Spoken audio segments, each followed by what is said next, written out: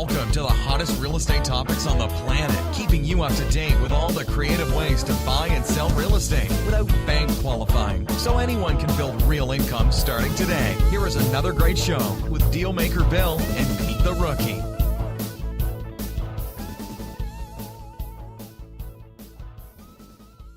All right, here we are at another episode of Flipping Houses for Rookies. Yeah. What are you going to call yourself today, Bill? Ready to advance. I'm Bill, ready to advance. Can you guys take this over? I have other things I want to do. Nope. Sure, please, not a problem. Please. That means you got to do Okay. deals and bring in money. So I'm Naomi, the deal maker. So that's convenient since you need deals to happen and to bring in money. I'm Bill, the deal maker, ready to move on. Ready to move on. And we have Pete In the middle of it. in the middle of it. He's in the mix. There you go. In the mix, Pete. All right. We're on episode 89. Nice. Where's that plug? What is that? Is that okay? Okay. Sorry. I got distracted because there's cords running around the floor and they're moving and stuff. And I'm like, what is that? We have a new dog in here or something? Episode number 89. How to make more deals by picking the losers. Ooh. Finally, the revenge of the losers. The revenge of the losers. How to make more deals by picking the losers. What? Yeah, so we don't have a clock yet. So I am going to do my damnedest to stay within 60 minutes today because we have a lot of things to cover. So here's what I wrote in the Facebook description. If you're not on Facebook with us right now and you're listening to the podcast, every Thursday morning at 9:30, give or take, depending on weather and whether we're all in the same room together, which most Thursdays we are. We actually do a live stream on Facebook recording this podcast. So if you want to see a video of us, want to see what we look like, by the way, just in case you're curious, Peter, Naomi is the only pretty one amongst us, okay? I wasn't curious. It's not you and I. I kind of knew that. We are not in that category, okay? I don't think he was disappointed to not Yeah, be pretty, exactly. but I could help you. I was trying, the other day. But She wants to cut your hair, give you makeup. See, yeah, you guys do that, okay? She's trying to get me to exercise. I'm like, no. And I know I should because, my wife tells me all the time. So what we wrote in Facebook. So anyways, if you go to facebook.com/Flipping Houses for Rookies, you will find our page. And if you just scroll down the feed, you'll find us in the feed. Or you can obviously like our page. And we will, because it is a live stream. Like us. Yeah, we'll like that you like this, exactly. It is a live stream, so when we go live, if you are liked on the page, it will let you know that we are live, and you can go check us out there. Or you could just go to Flipping Houses for Rookies Facebook page, and on the left side, there's videos, and all the podcasts that we have recorded are there, and you're welcome to watch them anytime you want. Mm-hmm. And, of course, we have all our pages. All of our podcasts are archived, and this is it, Peter. This is it. Finally. What? Finally, What? we've come to this. What did we come to? The only URL I'm going to give anymore is flippinghouses4rookies.com. We've officially kind of moved almost everything over that we need, so we don't have to use that other clunky site anymore. So just go to flippinghouses4rookies.com. Graduated to the .com. Yeah, we're into the .com stage, yeah. So much for being too different, huh? Yeah. Well, I was able to buy that. Or somebody else owned the URL before. Oh. And I was able to buy it. Boy, my voice is not happy this morning. So if you go to flippinghouses4rookies.com, if you scroll down about halfway down the page, the podcasts are there. They're actually on they're all there. So you can check it out. All right, back to today's episode, number 89, how to make more deals by picking the losers. And here's what I wrote in the Facebook group is, if you are worried about making real estate investments, this podcast is for you. Learn things like how to find investment properties you can do and not do. So learn how to find properties that you can do and not do, right? How to pay a fair price when making offers. How much you need to get started in real estate investing. Finally, the most asked question is, how do I finance my first deal? So we got a lot to cover, I don't think we? we have about 3 podcasts here. Yeah, we got a lot to cover. Really. So then I put, enjoy this one. I know you will. So the first thing I want to cover is how to make more deals by picking losers. So what does that mean to you guys? It means to me, deals that really shouldn't be deals. Right. Peter? Well, one of the things the representative of the flipping houses for rookies. Yeah. Something I ran into some years ago was that there's certain deals you look at and see, gee, there's no equity there. There's no cash flow, and just walk away. Forget it. Well, there's no money there, Yeah. so you think there's no deal. And I was surprised that those could be a deal. And if I'm surprised, Others will also would be surprised because not too many people know how to make nothing or something out of nothing. Something out of nothing. Yeah. Okay. That's what I got to say. All right. What do you got to say? He's got a lot to say. Yeah. Take it over. I think we Okay, could finish just the walk show. away. I forgot my coffee today. Why don't I just go walk away and let you take? Well, the reason why I'm doing this is because of my coaching clients. I've actually had a couple meetups just recently, and I run into the exact same phenomenon about a handful of times.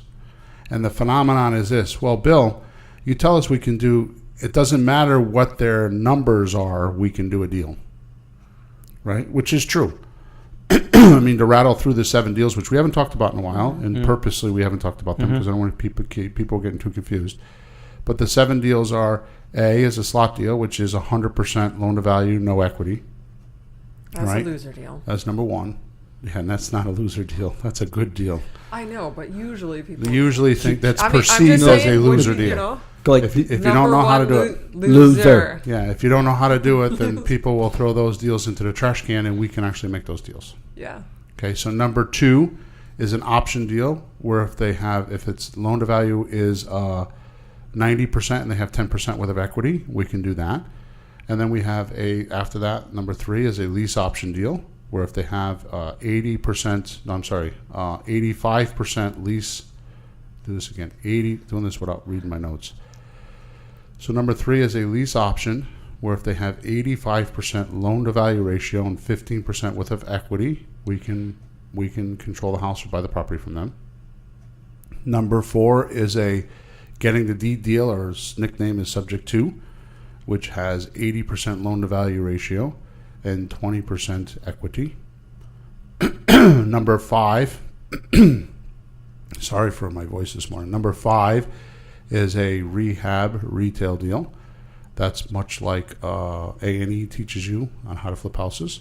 So that's a 70% loan to value ratio, which means there's 30% in equity. Okay.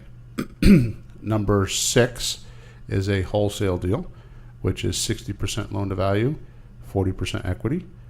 And then the last one, number 7, is a owner finance, where the house is free and clear. And that has 100%, actually has 0% loan to value and 100% equity. Mm-hmm. Okay, so any one of those 7 deals, we can obviously mathematically make a deal. So what I have happening is people are trying to make those deals one way or another. Are they mixing them up? Like I would imagine trying to so. apply the wrong deal with the wrong loan to value? Yeah, that happens. Well, they forget about the loan to value, because the best way to figure out when I get a deal, the first thing I do, I mean, like Naomi and I were on the phone yesterday, Yeah. and I was making offers, and I'm on the phone making an offer, and I had a notepad there with me in my calculator, and as I'm talking to the lady, now obviously I have a lot of practice doing this, but while I was talking to the lady, I asked Naomi what the ARV was, and once I knew what the ARV was, I was able to do anything, because I just took what she owed, and I divided it and realized that I could do all the way down to an 80% deal. So because her ARV was, I think, her after renovated value, what were the numbers? 145 145. I multiplied 145. times 80%. No, I divided it by what she owed. Mm-hmm. And then you got the percentage. Yeah. Yeah. and I knew which deals I could order. So, And I think it's actually you divide what she owes by 145. so what I do is I take what they. I'm just going to do it because I've always had this trouble. Yeah. They always correct me on this because I for some reason they think I say it backwards. Whatever they owe, add up what they owe. Suppose they owe $100,000. Yep. I put $100,000. I put 100,000 into the calculator. I hit the divide button, and then I put what the ARV is, and I hit equals. However you want to say that is that's what I do. Yeah. And that number comes out to be a percentage. It comes out to be a point something, 0.8, 0.6, 0.3, 0.5, whatever it is. Yep.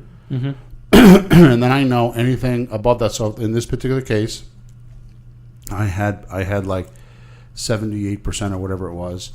So I knew that the only deals I could do was 80% or above. So if I could do a subject to deal, I could do a lease option deal, I could do an option deal, or I could do a slot deal. Anything above that.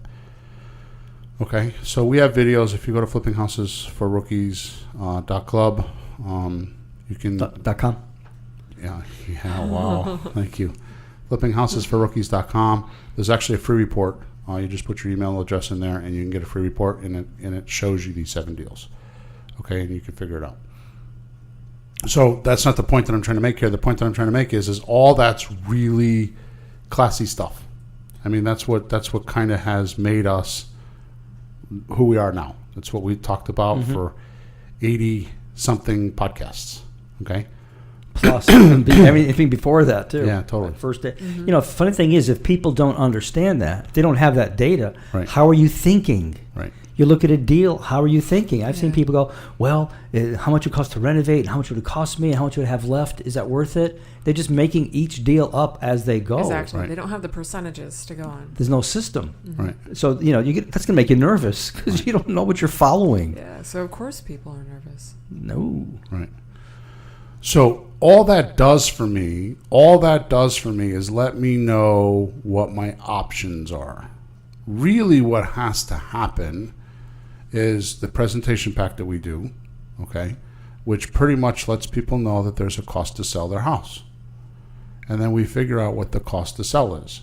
So the most important thing for me is to find out how much equity do they actually have and how am I going to pay the equity. Right? So if we have a $100,000 house and we do a cost to sell worksheet with them and we find out they have $20,000 worth of equity, aka they owe $80,000 somehow, some way. And it doesn't have to just be the mortgage, right? It could be taxes and liens, and like the one we were talking about yesterday, she wanted to give her kids each $5,000, which was $20,000 there, and she owed her mother $10,000 or something like that. So it wasn't stuff that was on the deed, but it was stuff that was attached to her signing the deed. But it's like her making up her own equity. I want $5,000 for each kid. She's pulling equity out of thin air. Right. Wow. I want it because she wants it. But she wanted to do a cash sale. She wanted to do a cash sale until I said to her, well, because she was asking $115,000, right? Until I said to her, well, we could give you $5,000 down to help her son get out of the house. The urgent pressing need. And then we can pay you $125,000 if you let us wait. And she completely flipped. Oh my God, Naomi was there. I actually recorded it. She flipped and she's like, oh my God, this is so good. When can we meet? When it completely turned the deal around. Right. And I think the key thing that she realized was that since she wasn't responsible, because we had the equity to take over the payments of the property, she wasn't responsible. So she could use that equity then to pay back her children, to pay back her mother. So it would be more like monthly payments, but she could do it. And once that clicked in her mind, she was... Right. So here's the exact point that I'm trying to make here is that the numbers and the equity is definitely part of the deal structure because mathematically it has to make sense. But their willingness to do it was everything. Like this lady we were talking to yesterday, and we're just talking about it because it happened yesterday. There's a lot of these deals we could talk about, right? The willingness was to let us hold the property for 2 years and pay her rent, or pay her expenses, was not there. At first, it was like, I just want the cash. But then, as we talked to her and we gave her some ideas, now this is on the closing call. We haven't closed her per se yet. We have to go out, and that's another point I want to make is we flipped it around. So instead of us chasing her, she was chasing us. So we flipped the deal around by making her motivated and like, yeah, I really want to do this deal. Because while she was talking about the numbers, she realized that because her son's living in the house and she's paying the mortgage and he's not paying anything. So she had like $1,200 or $1,300 a month worth of expense, and she doesn't want that anymore. So we showed her how she can get rid of that expense and get the son out and sell the house and make 10 grand more than what she was expecting. Because it fell into the 80% rule. So all I did was I made her a lease option deal. So as long as the house is pretty when we go look at it, I could pay up to 85%. So my number was $125,000. So I gave her the $125,000. I didn't try to get her at the $115,000. And that's what actually made the deal, because I'm making her wait. Now, if I want to pay for the house now, then yes, the $115,000 would be important. But if she's going to give me time, and she thinks it's 2 years, when I get there, I'll bump her to 5 years. Okay. The point is this: as we're talking, she figured out that $1,000 or $1,200 that she's paying for the son, she could now pay her mother, who borrowed 10 grand from mother, and her mother's not getting any money. So the mother wants the money because she needs to pay some of her expenses. So now that $1,000 or $1,200 can go to her mother, and when that clicked in her mind, all of a sudden she's like, "Yeah, when can we meet?" Yeah. So it's like her willingness changed. She was all of a sudden willing to do this because it worked for her. Yeah, well, what I see you do is the person has a problem, but they're not professionals at houses. They know very little. Right. So the way they think they can solve the problem is also very limited. Right. You come along, even I come along, or our listeners come along with, well, did you know you could do this? Right. Right. No, I didn't know I could do that. Right. No idea. Or you could do that. I didn't know I could do that either. Right. And you can And make you're more talking money. about one of the 7 ways. You're talking One of about, the- did you know one you of- could do a lease option? Yeah. I didn't know that. Did you know that you could do a subject to? We could take the deed and we could take over the payments? No, I didn't know I could do that. Did you know you could do owner financing? No, I didn't know I could do that. Right? Yeah. Or they think they owner financing. And the thing that cracks me up the most about owner financing, which I never understood. It's so stupid, but I mean, I understand it, but it just, it shows me their ignorance. You know, owner finance says, yep, I'll take $200,000 for the house if you give me 50% down. Like, my response is, well, I can go to the bank and I could do it for like 20%. Why would I give you 50%? Yeah. You know, but it just shows you where they're at. It's like, oh, well, my money's more important than yours, and I want to be protected, and I want to make sure that I have something so that you make sure you're going to pay the payments, right? So to me, that's just ignorance. That's somebody that's just ignorant, and I seldom buy houses from those people. But it shows where their willingness is. They're not willing to be flexible. They'll find out. Yeah. And Okay. that's why sometimes follow up is a really good idea. So we jumped right in. Follow up is not a good idea, Naomi. Follow up is a requirement. It is not, has nothing to do with a good idea. I'm picking on you. You took It me is for a an loop there. I'm like, absolute what changed in requirement. Bill's world? 35% of the Follow-up is houses, not a good idea? yeah, it's not a good What? idea. It's a requirement. 35% of the houses we buy come from follow up. I know. And I can't tell you how many times I've had coaching clients tell me. I just had a coaching client, I think not this week, but last week. He just signed a contract because I was busting his chops about how he's doing a renovation, right? And I always do this. They get middle of the renovation, and I'm like, okay, I got to get out of the ether. You're in the ether. Get away from the renovation. Walk away for a couple days because you don't have your lead pipeline filled. Yeah. And you're going to finish this renovation in 2 or 3 weeks. And you're going to be sucking wind on like, I don't have any leads, Bill. Well, that's because, you got to fill the pipeline. Yeah. And minimally, the first thing I make them do is when they do that is like, okay, first thing you need to do is go back through your leads and find out who wasn't a month ago. Yeah. Or the month when you were looking for this house, go through those leads. Yeah. And somebody in there, one of them will be like, yeah, we should talk about this again. And then it just kind of opens the gates a little bit. And then once that starts, then you start sending your mail out and you start doing your calls and something will pop. Yeah. Well, even like the lady we spoke to yesterday. Yeah. She's from the product of a lot of follow-up. Yeah. So. Yeah, you're really good at that. All right, so the reason why the title is, we jumped right in this morning, didn't we? That's our new way. We don't want to be joking around anymore. We're getting Emma found all the reviews and we're making some changes, if you noticed. So how to make more deals by picking the losers. So the reason why I picked that title is to me, a loser is a suspect. Right? So when we're training, like right now, we're using.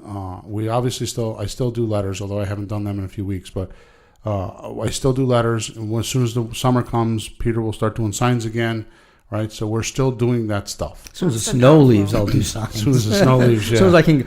Yeah, Right. Get them in the ground, yeah. Right. Yeah. Ideally, I put them in the ground when it's defrosted and let Yeah. it freeze overnight Yeah, for then you another can't get 'em couple of out, weeks. yeah. Can't get them out. Yeah. Yeah.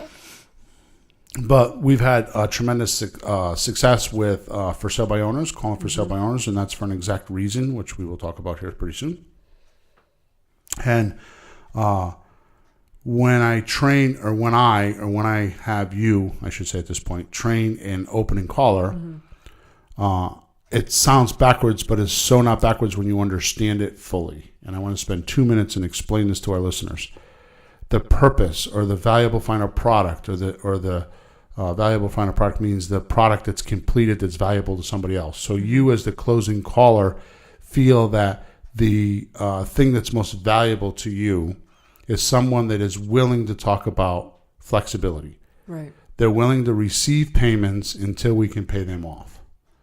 Now, maybe that means we do that for 90 days. Maybe that means we do that for 2 years. Maybe that means we do that for 10 years. It really depends on the deal and the math and which one of the 7 strategies we're actually going to use to pay them their equity. Absolutely. Right? So when we do our presentation in the house, the magic is to find out how much equity they have and then negotiate the equity. The rest of it is not worth negotiating. I mean, if a guy's got a $150,000 house and he owes $100,000 and he's got $50,000 worth of equity because you're willing to pay $50,000, there's no sense in talking about the $100,000 because we're not going to do anything unless we short sale the house, which I think that's stupid. Yeah. You know, it also wrecks the credit too. Yeah.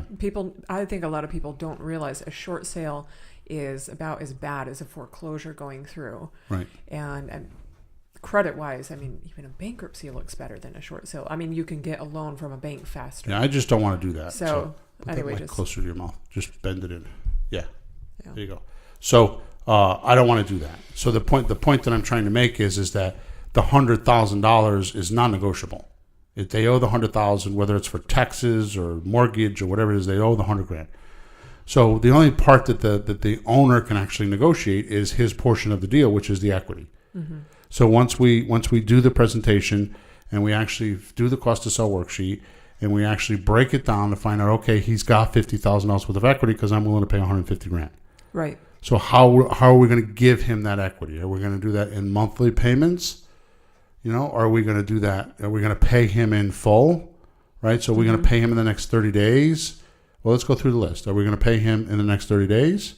Are we going to pay him in payments?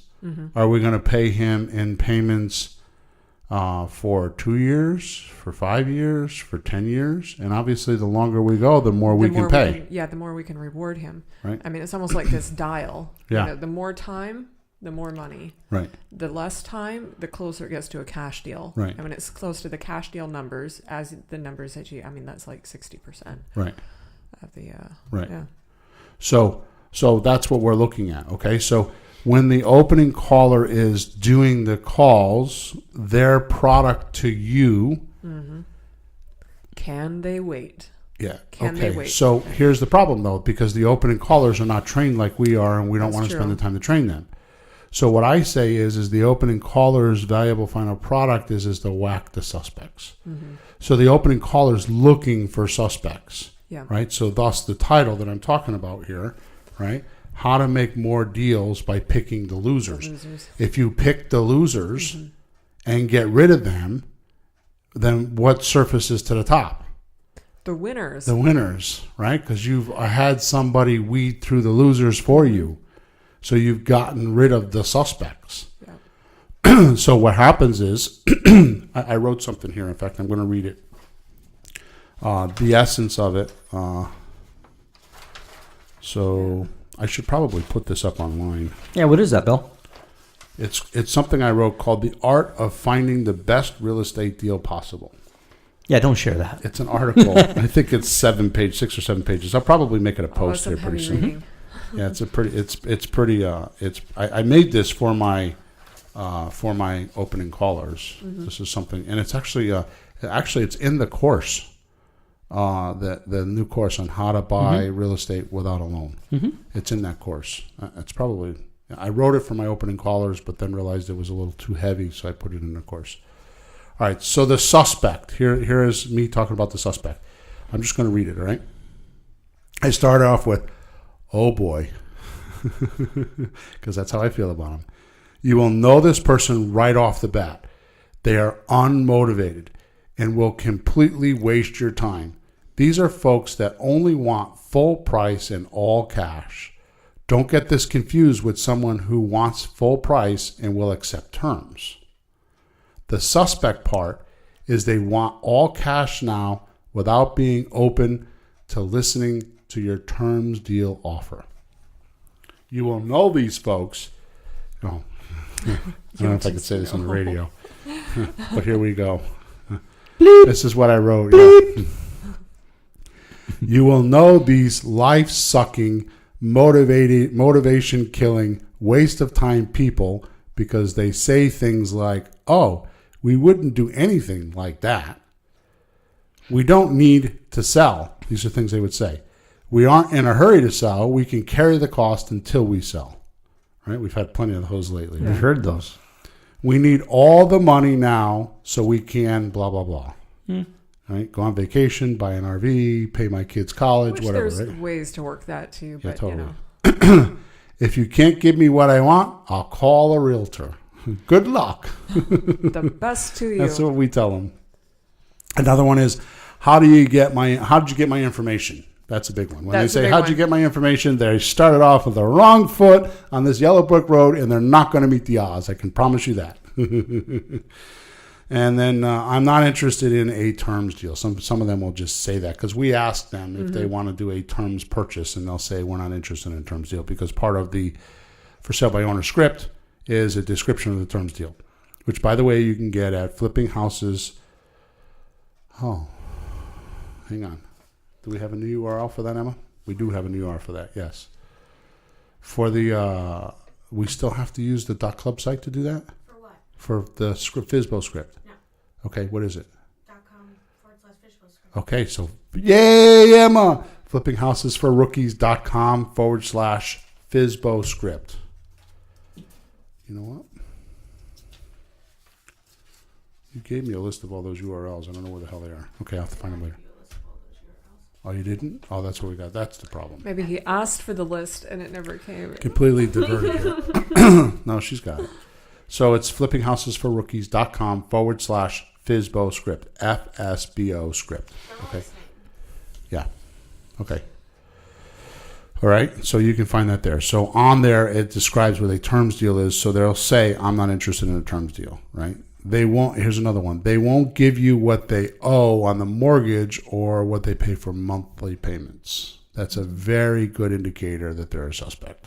Yeah, you can't put any financial arrangements, any conditions with that. So they don't tell you that. They just want the one price. And we ask on the FSBO script. Let me see if I have one here. We ask on the FSBO script. It's like, you know, the way here we go. I mean, the main thing is they're asking questions. You know, they continue the conversation.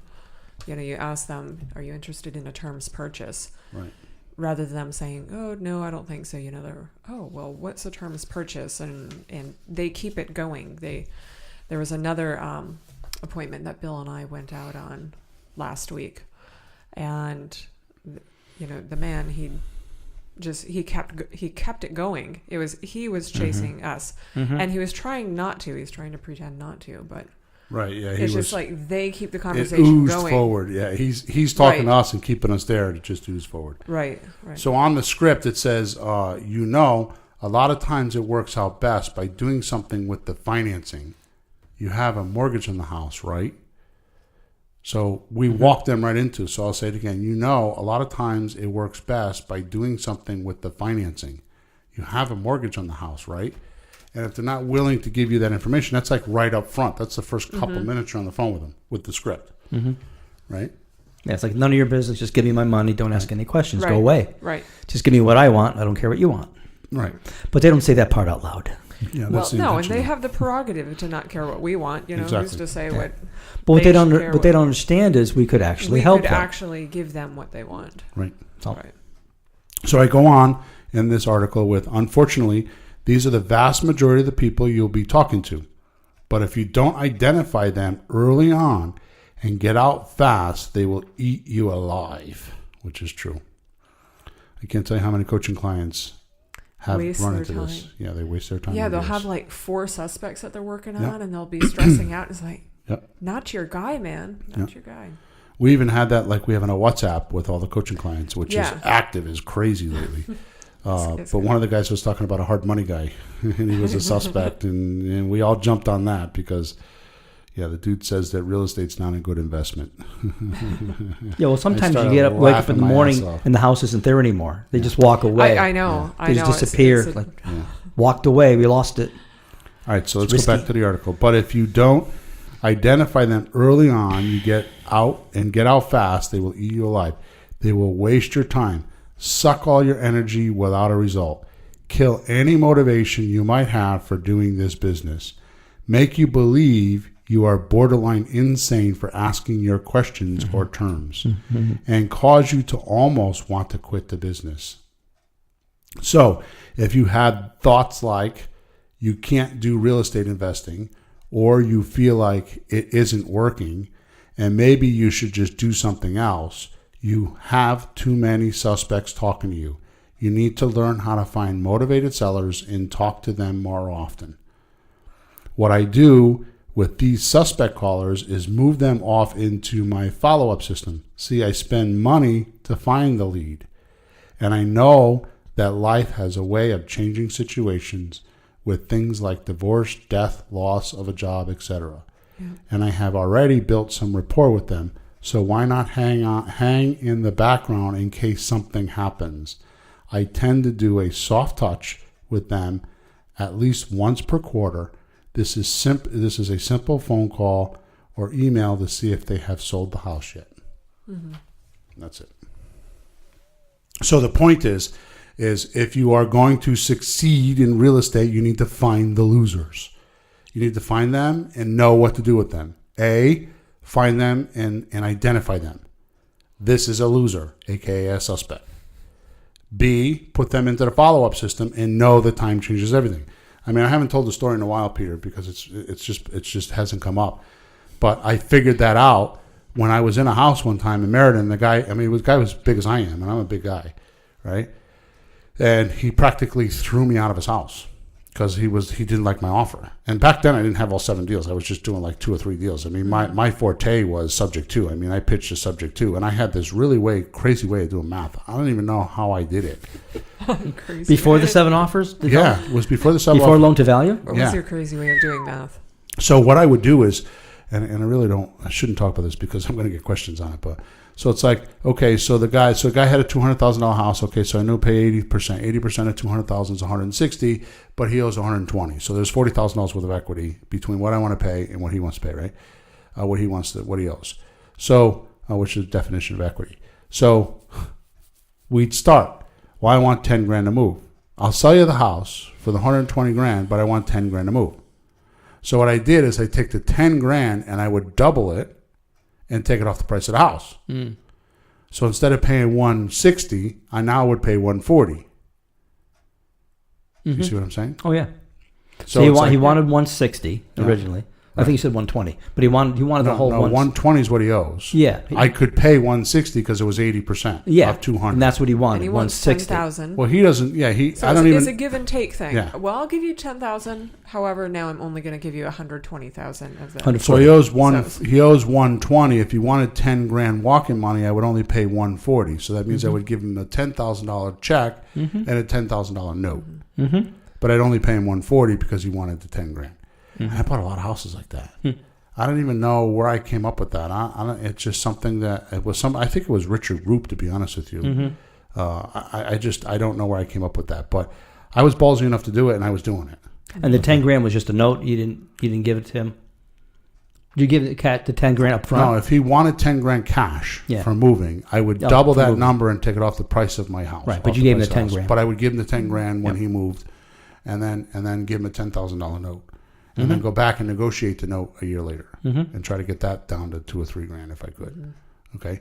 So that was just my strategy, right? So I'm probably pitching to this guy that deal, right? And I'm in his house, and the rockets are going off, and you're nuts. You're gonna sell my house for $160,000, whatever the number was, right? Because it was 80% or whatever, right? I know that for sure. Mm-hmm. So he throws me out of the house, right?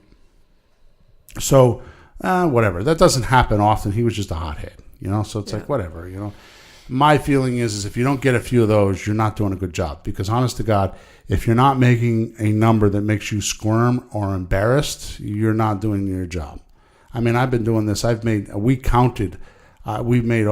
3,000 offers, and that's the guesstimate. I know it's more than that. It's probably 4,000 or 5,000 offers. I make offers for my students now. I mean, I make multiple offers a week, and I don't even think about it. Right. It's like breathing. And I still to this day, when I have to give an offer, especially a cash offer, it gives me a little bit of a knot in my stomach. I still scream and squirmish. Right? That's good to know.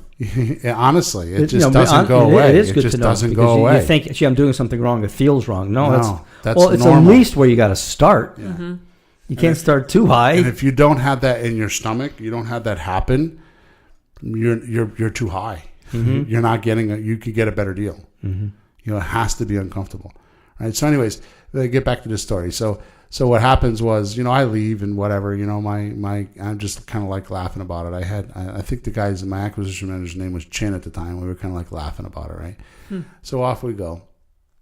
Well, about 2 months later, it was a Friday, and I owned a gas station, and I was down at the gas station, and I was doing whatever because that's what I did on Fridays, and my phone starts blowing up, right? And I'm like, who the hell is this, right? I was actually on the phone, and the phone's blowing up, and it rings, and like they hang up, and 10 minutes later they call back, same phone number, right? And I'm like, I got to answer this phone because I was in the middle of doing whatever. I mean, you know how I am. If I'm on the phone with you, I'm not going to say, "Hang on, Pete, I got another call coming in," because if I did that, I would never finish a conversation. Right. All you would have is follow up. Yeah, The bad kind. My rule is do what you're doing while you're doing it, right? Exactly. And finish the work. So it's Same like if you pick a piece of paper up off your desk, if you put it back down on your desk, you double your workload. Right. So if I pick a piece of paper up, I'm going to do what I'm supposed to do with it and put it away, and then go do another cycle of action. Right. Mm-hmm. So I'm that way with phones. Right.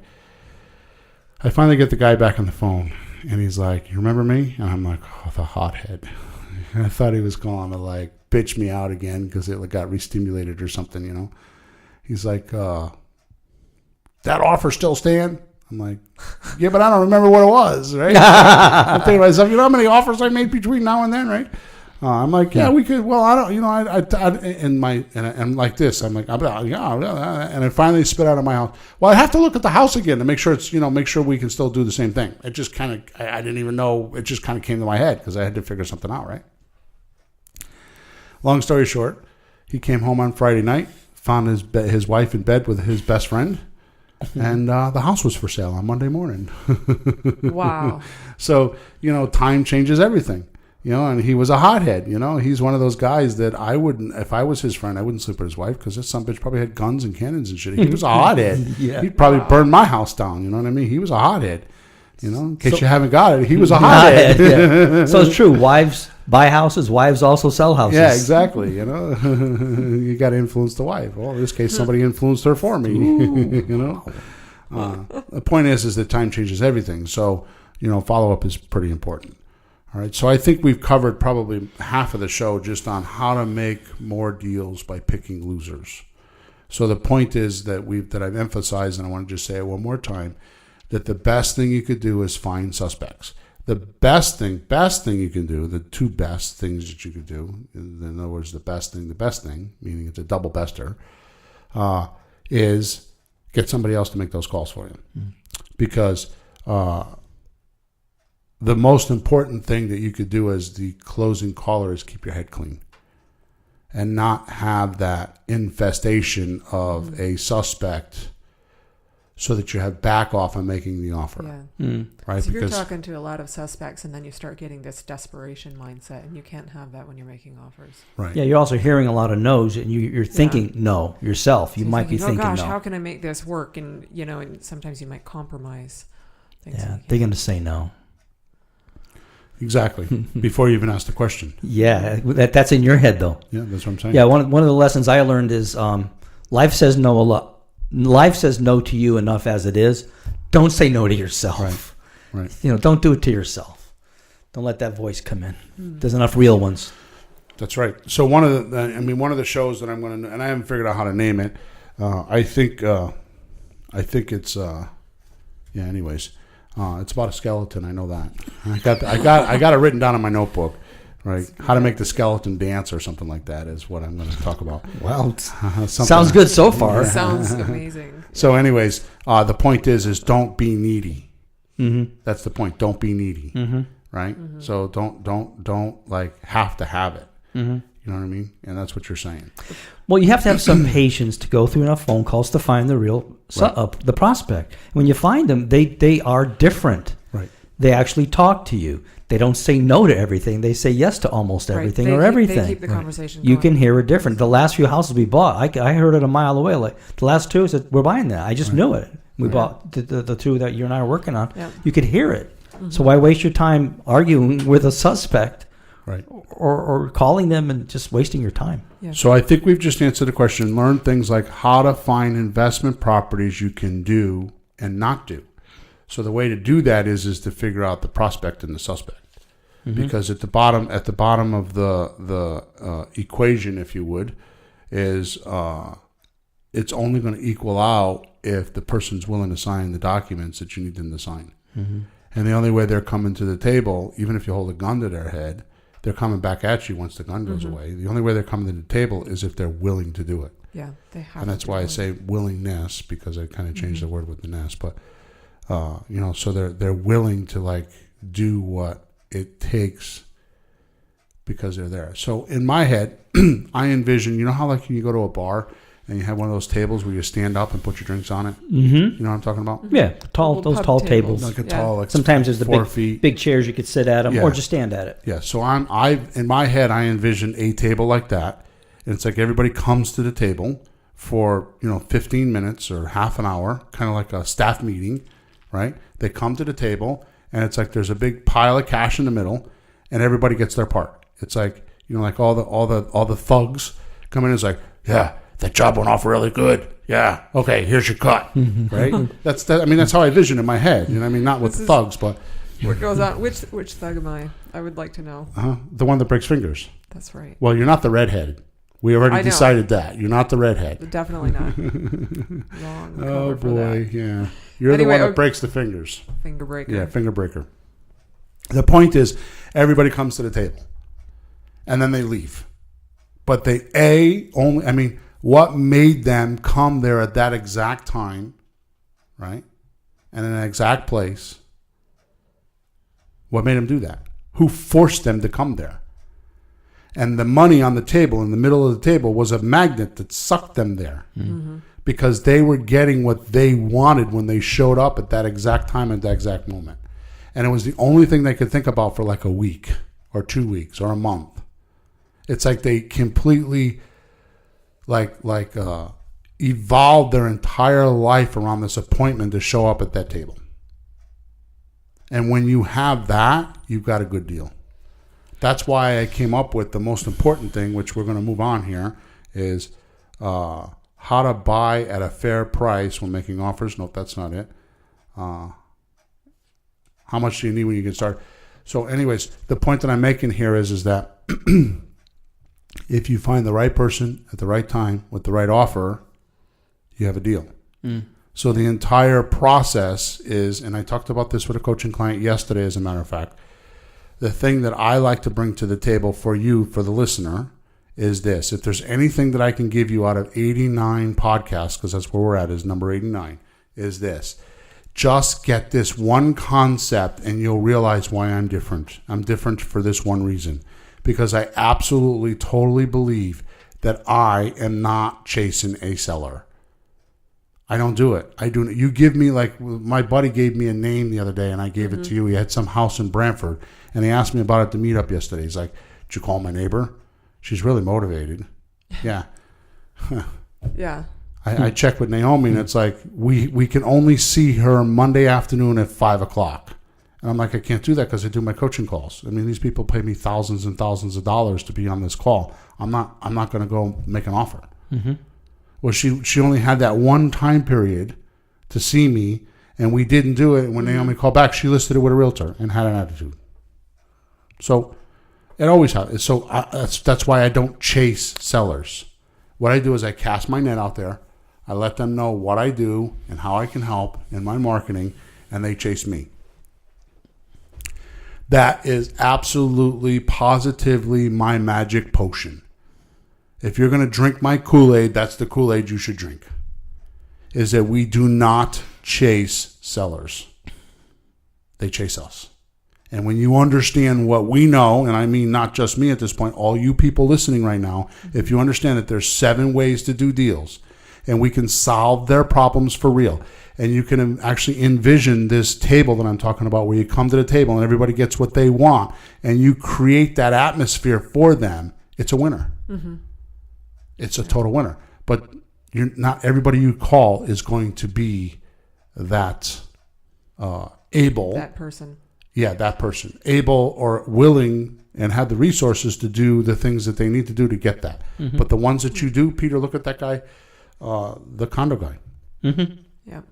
You weren't in the house, but we just did a deal for you on 27 Commonplace. They were like that. Mm-hmm. They were asking $175,000, said it needed $25,000 worth of work, and they wanted us to pay $150,000, and they were like playing hardball on the phone. Right. We walked in the house. They owed $88,000. We gave them we took over the mortgage payment, which was $997 a month. Mm-hmm. Right, so less than $1,000 a month. And we gave them $5,000 walking money, and they were gone in 5 days.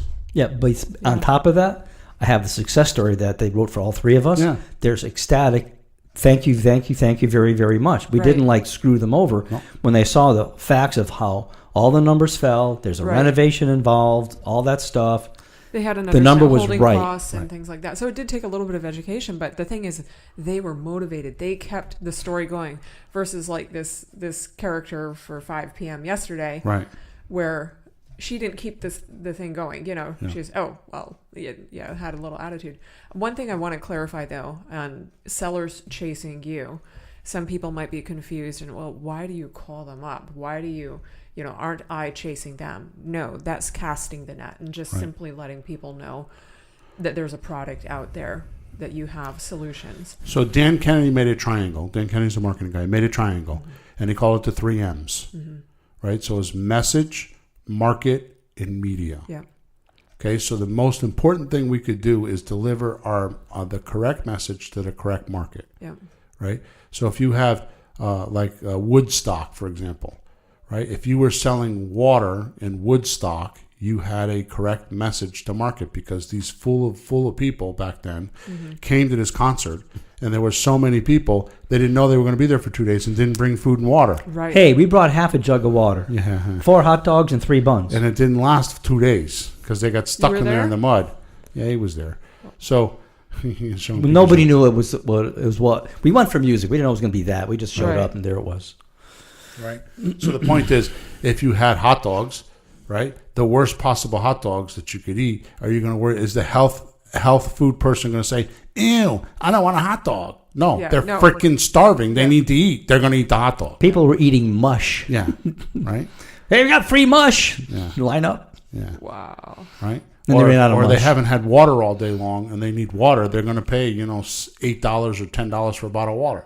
Mm-hmm. No. That's my exact point. Yeah. So that's a perfect message to match. Absolutely. Mm-hmm.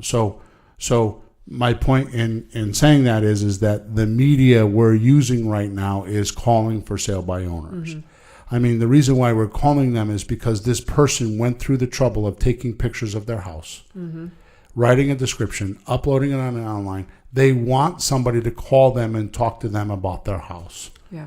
The message to match is just too perfect. They don't want to pay a realtor fees. They don't want. It's just too perfect.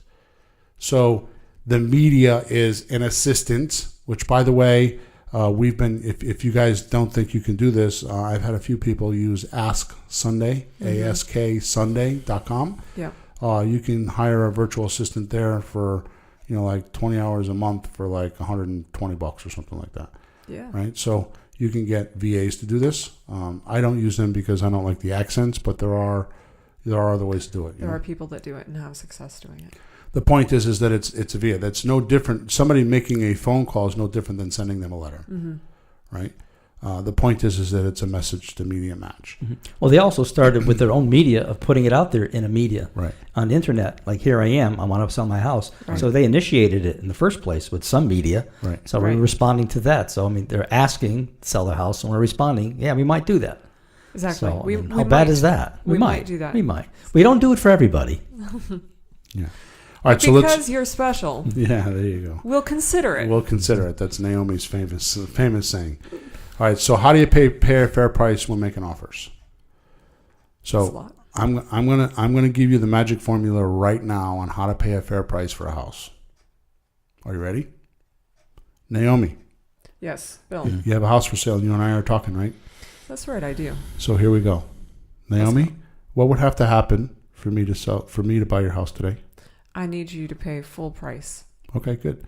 So the way that works is, Mm-hmm. and you use one of the 7 ways. So if she's asking me to pay full price for the house, then what am I going to do? A slot deal. Mm-hmm. So I'm going to say, okay, so the house is worth $100,000. That's right. Yeah. So I'm going to need to verify this. But Okay. if it's worth $100,000 and I were to give you $100,000, would you sell me the house? I would. And here's how it works. And I do it again. Right? Mm-hmm. And the way I do it is I explain to her that a slot deal means that I'm going to go find my buyer who's got a delayed cash out. I'm going to go find a buyer that's going to pay her expenses. Let's just do it. I'm going to go find a buyer. I'm going to go bring your house to the market. I'm going to find a buyer because one thing that you may not know, Naomi, is 81% of this country right now is not financeable. How does that help me? 81% of this country is not financeable, which means that those people still want houses. So what we're going to do is we're going to go find one of those people. We're going to put them in your house. They're going to pay your expenses until we can get them to pay you off. I'm going to help them get a mortgage in that time period. And I have found that I need at least 2 years to do that. So if you're willing to wait up to 2 years, I can absolutely help you sell your house. The way we do it is I'm going to ask them for $110,000. The $10,000 between what I ask them and what I pay you is our fee or what we keep for doing Right. the deal because everybody's got to make money. So they're going to give me a $10,000 deposit, and they're going to owe me $100,000. I'm going to sign a lease agreement between you and them with all the right documents, so the $10,000 is non-refundable, and I'm going to do all that paperwork for you. Okay, Okay. and they're going to pay your expenses until they can get qualified for a favorable mortgage. Okay. And once they do that, then we'll get you out of your house. But we're going to save you the 13 to 15% closing costs because we're going to eliminate that down to about 3 or 4%. Huh. Do you see? Yeah. That's So when somebody says, when they ask full price, when you say, what do I have to do today? So I'm telling you how to make a fair offer. yeah. What's the definition of a fair offer? That's more than fair. What's the definition of a fair offer? I don't know. I feel like this is a trick question, Bill. It's too easy. It's too easy. So Well, in this case, Seller it's- says it's- yes. That's the definition of Oh. a fair offer. Seller says yes Yeah. because they feel like it's fair. Yeah. Right? Now, suppose seller says, okay, got a $100,000 house. They say, I want $180,000. right. Am I going to say yes? It's situational. The fair offer changes from situation to situation. So if it's a $100,000 house and you're asking $180,000, am I going to say yes? Yes. That wouldn't be fair to you. I'm not going to say yes because it's not fair to me. Well, I want you to say yes. Of course you do. So let's just role play that for a second. Okay. So it's a $100,000 house. So Naomi, what would have to happen for me to buy your house today? I bought this house as an investment, Yeah. and if you can pay me $150,000 Okay. for it, Okay. I'd be happy with that. So has any other houses sold for $150,000 in the neighborhood? Well, some of them have come close. Okay. Yeah. So I comp the house at somewhere in the $100,000 range. So at this particular point, you need to show me why your house is worth $50,000 more than all the other houses, because I don't get it. Well, I have gold buried up in the backyard. Exactly. So the point is that you don't have to be impolite about it. Right. Just if they're going to ask 150, don't invalidate them. Don't make them wrong because they're asking 150. I can't tell you how many times I've asked that question. And they can't back it up. No, they can. There's actually like, oh, well, there's like a building lot out back I forgot to tell you about. Oh, no shit. You know, especially on the phone. It's like, Right. well, you know, I'm because it's got 3.5 acres of land and it's got 2 building lots. Oh, okay. That's the reason why you're actually asking an extra 80,000. Not every time, but you have to give them Right. The opportunity. the because opportunity to sometimes at least tell you why. Right. Yeah. Sometimes. Well, if it's not understandable, the only thing you can do is talk, Exactly. ask questions. Exactly. You're missing data, and there's either no answer, and then Well, you like do I you was do his saying- shtick. That was a good shtick. I haven't heard you do like that whole. That was good. Yeah. Or there is a reason, then you have a different deal that you thought. Right. Your ARV is different, so Yeah. Yeah. Okay, good. So that covers how to pay a fair price when making offers, which, by the way, let me just get this out of the way because I'm going to get support tickets on it. When I figure out the comp on a house, it's so simple. I type into Google the address, 123 Main Street, Wallingford, Connecticut. And I just go hunting, pecking, and I do an average. When I walk into a house, that's all I have. Before I buy a house, I will check with a realtor and have a realtor do a comp for me. Right. Okay, so otherwise, if I had the realtor do it on every single appointment I did, I'd burn out the realtor and they'd be like, "You have me doing all these comps and I'm not getting any deals from you. What's going Right. on?" Right. Now, fortunately, you're a realtor, and I don't need to do that anymore because we have access to the MLS and you can do the CMAs for me, Right. the comparables for me. I have to sneeze, so it's easier. But I don't do that until after we make a deal. Yeah. Make sense? There it is. Excuse me. So the point that I'm making is that all I do before I go into the house is I go on to Google and I just type the address in and I pull up Realtor.com, Zillow. You know, there's a multiple bunch of them. RedX, whatever they are. Trulia, Yeah. and just take the average. Okay, just get a ballpark. Yeah. And I think a thing for people to know is if you're within 10% of the square footage, Yeah. so look at that and look at the bedrooms and look at the bathrooms. Those are your basics. Yep. Stay within 10% of the square footage, the bedrooms and the bathrooms. Yep. And you're you can close. look at the style of house too. It And can not get more than about a quarter of a mile. Right, radius. right. And not, well, up to a mile is what CMAs will use. Sometimes you But have to, but the I try to stay. closer it I gets- try to stay close. Exactly. And you can take it to such a deeper level from the type of street it's in to the type of neighborhood to the on and on. But anyhow. All right, good. So let's. We're almost done. We're at our hour, so we didn't hit 60. What does it say up there? 57 minutes. Okay, we're not going to hit our hour. So much for that. All right, but it won't be that much longer. We'll be done. How much you need to get started in real estate investing? That we can do in about a minute or less. Yeah. $100. If you want to know how to do that, go to flippinghouses.club. Nope. Flippinghouses4rookies.com. Flippinghouses4rookies.com. Just go look at my How to Buy a House Without a Loan course. You can do a slot deal. You can do an option deal. You can do a lease option deal and a subject to deal. There's 4 ways you can buy houses for $100. And I mean $100 deposit. That's what I'm talking about. And you don't need a loan. So there is no private investors. There's no hard money. There's no renovation. There is none of that. And you make anywhere from $3,000 to $25,000. It's up to you, and it depends on your deals. Right. It's pretty common that it's $5,000 or $10,000. So how much money do you need to get started? You need the amount of money to buy the course. That's Yeah, it. to give you the documents, really. And We I just have can't to tell cover you, that here. yeah, I have to tell you that this podcast is what's today's date? Today is March 22. Okay, so we are, and I'm not even joking here. This is not a joke. Okay, we are around here in my office. We are literally sitting on the edges of our seat because Jessie is about ready to have my grandson. Like, she's not allowed to call me right now until she's pregnant. Until she's pregnant. Until she's having the baby because she's very pregnant. Because when she calls me, I'm like in meetings and shit, and I'm like, hang on, I gotta answer the phone, and I get all flustered because I'm like thinking, Right. This is it. She's going. I gotta This get is out of it. here. Bye. I'm out of this meeting because The water broke. Everybody around me knows right now that I've forewarned everybody that it's like Jessie has a baby. I don't give a shit what's going on. I'm leaving. Right. I'm leaving. So it's like the boy that cried wolf, and you don't want it to be that one time, and it's probably another one of those calls. It's like, Right. just, yeah. No, actually, the truth of the matter is, Naomi, is that I have no intention on sitting in the waiting room. I'm going to send Emma to do that. I want to just go have a damn cigar and celebrate. Come on now, let's just be real. It's me. Come on. Huh? I don't need to be sitting in the waiting room. Emma's there to sit in the waiting room. She'll give me a blow-by-blow and tell me when I got to show up.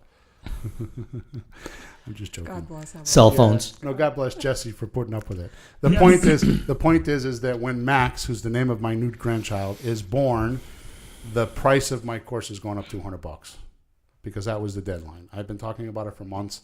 That was the deadline. So right now it's $297, and it goes up to $497 as soon as Max is born. As soon as Max is born, and Emma comes back to work the next day, she's raising the price.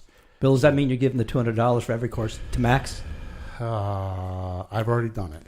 A little Max account? Yeah, a little Max account. Nice. Yeah, no, it's called the little Jesse account.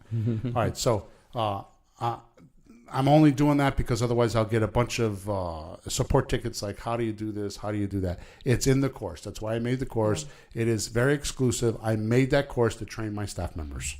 So everything that I do is there. All my documents, all the contracts, everything is there. So if you want to learn how to buy a house, how much do you need when getting started in real estate investing? You need $100 plus the course, the cost of the course. And if you're going to squawk about me selling a $300 course or a $500 course on the radio show, screw you. It's my radio show. It's my podcast. So there you go. How's that? My response would be, Well- how else are you going to learn the business? Yeah. Actually, I'm just being a jerk. So technically, where else are you going to go for that amount of money? I'm going to tell you right now. To get started. No, seriously, to get started. I had a new client that just signed up on coaching yesterday, and she told me that their friend just signed up for a course and he spent $30,000, and they're actually coming to me because when my client was talking to the other client, he had no idea that he could do some of the things we were talking about, and he said to me, the client that signed up with me actually said to me, I spent 30 minutes trying to explain it to him, and he didn't get it. Wow. So. Well, and the other one spent $30,000 to not get it. Yeah. Yeah, it's not how much you spend; it's what you learn. Yeah. Right. So what you've done is you've made it possible for people to take Yeah. a simple course that has a great start to get going. Because the hard thing with real estate, get going, Right. Yeah. get your first deal. So the last question is, how do I finance my first deal? And it's a very simple question. You know what it is? Didn't we No, already I cover gave it to that? you already. Didn't we already Huh? cover that? That's what I'm saying. We already We did covered it it. already. So what would have to happen for you to be able to sell me your house today? I would like full asking price. Good. And then you go into one of the 7 offers. So you just know which one it is, because the easy answer is you're always going to ask your seller for the money first, because they have the most confidence in the house always. Because they've been in the house or know the house, they have the most confidence in the house. One of the things that you have to do is when you first get started, all right, if you do it correctly, and when I mean correctly, I have to clarify this. When you're looking for money for a house, you have to make sure that you are not using a credit-based person. It's a asset-based loan. Okay, so if you go for a loan and they're like asking you what your credit is and all that kind of stuff, it's probably not the right guy. Okay, even hard money guys are doing that. Let me tell you about hard money guys. They use the words hard money, but they're really bankers. So they have all that conservatism, like you got to pay 3 points, and you got to this, and you got to do that. At the end of the day, what that says to me is when I have to pay 3 points and 12% and all those other things, it just tells me that the lender has very little confidence in me. So he's putting up all these, if I fail, barriers, he still makes money. Yeah. Like, you can't be more than 60% loan to value, and you have to put down 10% of the purchase, and you have to put down 10% of the renovations. All those are his insecurities that he doesn't know how to lend money, and he's making it so that if you fail, he makes money, which is totally fine if you want to deal with those kind of people. But I'm going to tell you that my philosophy, and then we're going to end off. My philosophy is, why not go do some of these deals we're talking about? Why not do a slot deal? Why not do a lease option deal? Why not pay somebody $100, do a complete transaction, and get used to doing the real estate with no risk. Yeah. Why borrow money? Why put a deed in your name? Why do all those things that are going to be stuck to you as a liability when you don't need to? So what would happen if you did a couple slot deals and a couple lease option deals? You did 3, 4, 5 deals over the next year or two. Now you find that house you want to borrow money, and you go to the private lender and you're like, well, I've done 5 deals. Yeah. And I did this deal and I did that deal. And you give them addresses and you can drive by the houses and you can go look at the houses. What's it going to be like now? Yeah. It's a little bit different than my first deal is a rehab deal and I need to go borrow $180,000.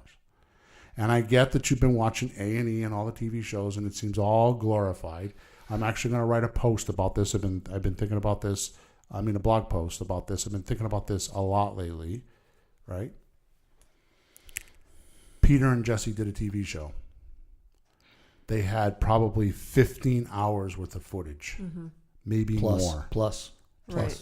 8. All compressed. 7, 8 days. 7 or 8 days of 2.5 Waiting hours. and filming, filming and waiting. Probably 20 hours worth of footage. Okay, that's a lot of footage. A lot of footage. And when I mean And that was footage, only a portion of the- I mean filmed Yeah. footage. Mm-hmm. And the show was 19 minutes. Yeah. So they took, and the 20 hours, like what you're saying, is only a portion of what the actual project took. Yeah. So they had 20 hours worth of film, which is, by the way, only a portion of what the project took. But they took the best 20 hours, and they broke that down to 19 minutes. So if you think you want to watch A&E and you want to flip houses like that, then you need to go to Hollywood and you need to ask those dudes how they do it, because we don't do it that way. Yeah. And that's just the way it is. But the best way, the easiest way to do it, to get started, is to do a slot deal, do an option deal, do a lease option deal, or a subject to deal where your owner is financing you. You're using $100. You're using an option agreement form, and the risk is very little. Will they be pissed if you walk away? Hell yeah. But that's it. That's the end of it. You don't have to worry about foreclosure. You don't have to worry about buying money. You don't have to worry about contractors. You don't have to worry about realtors. You don't have to worry about lawyers. You don't have to worry about title insurance. You don't have to worry about property insurance. You don't have to worry about any of that stuff. Yeah. It is so damn easy doing it this way. You have to start. And if anybody thinks that they can do real estate, or anybody thinks they want to do real estate, this is absolutely the easiest, most efficient, and most effective way to start. And there are these deals everywhere, especially now. I mean, we're testing a list, which I don't want to talk about right now, but we're testing a list on how to text people. And we had a few barriers, which I think we fixed yesterday. And we're going to be texting people. My next course, by the way, the next course that we're going to come out with, Peter's laughing, he knows the name of it, is going to be how to buy a house with a cell phone and $100. And that's how you're going to, it's going to get that much easier, because we're going to be texting people from your cell phone, and we're going to go out there with $100 and we're going to do a deal. It's pretty because powerful. It can be done. We have technology, we're going to use it. Okay, so I think we've covered that last question. So let's just run through on a summary. What does it say up there, Naomi? I can't see it. 107? Yes. Okay, I could see it. Well, You could. all right, so in summary, how to make more deals by picking losers. Did we cover that? Mm-hmm. Yeah, by finding suspects first, right?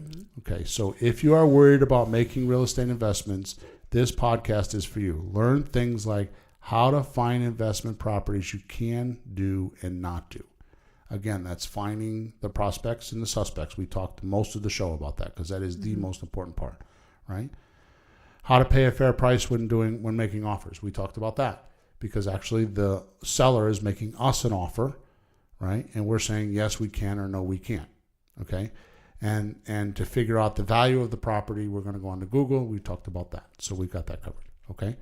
And how much you need to get started in real estate investing. We talked about that. We could do an option deal, a lease option deal. We can do a subject to deal. And what am I missing? Slot deal. Yeah. Right. So we can do one of 4 deals and only need $100, which covers the last question, right? Which is finally, I get the question a lot. How do I finance my first deal? The answer is you ask your seller to do it. And the question is right on the FSBO script, which you can find at flippinghouses.club/FSBO. Right. First question, Yeah, are you open .com. to a terms I got to get out of purchase? that. No, flippinghousesforrookies.com. Flippinghouses for rookies.com. I'm sorry, I have to get out of the .club. Yeah. So flippinghousesforrookies.com/FSBO scripts. And the script is right there. You don't need to buy my course. You don't need to do anything. You can actually get started today, and you can start calling for sale by owners. Just go on to Google, type in your city name and for sale by owners, and Zillow will give you a bunch of names. Yeah. Use my script, and you will start getting deals. Okay. Now you might want to come back to me later for some help, which we are here. You might want to come back after you get some leads and get the course, or you might want to get on the coaching or whatever you want to do. But you could do it without me. Just go do it. Get leads. Get them to come to you. Well said. Yeah. It's true. So, wow. We covered a lot. Flippinghousesforrookies.com. Go there. Check it out. Give us a review. We love reviews on the podcast. We've had a whole bunch of reviews on there, good and bad. I'm cool with all of them. We're actually making adjustments because of some of the reviews. Because I want to make sure we're here no matter what. We come here for an hour, actually a couple hours every Thursday morning to do these podcasts. And whatever we're going to talk about what you guys want. We talk about this stuff all the time. So we're gonna give you what you want. So just let us know. Last thing I want to say is if you go to info@flippinghouses.club, we haven't changed that part. Info@flippinghouses.club, you can send in a support ticket, and I personally answer all those tickets. So if you have something you want to say to me, it's an email address. It's not a URL. Yeah, so email me at info@flippinghouses.club, and I will answer your questions. Okay? So we're going to jump over into the private coaching group, which you can get involved in. It's at facebook.com/finding deals. And we go over there for about 20 minutes, and we do some one-on-one coaching if we can. And then we're going to go out and make some deals. All right? Yeah. Till next week. Over and out. All right. Over and out. Thanks for tuning in to the hottest real estate topics on the planet with Bill and Pete. If you want to continue learning how to buy and sell real estate without money or credit, head over to flippinghouses.club for some cutting-edge real estate wealth tools. Or contact us at info@flippinghouses.club.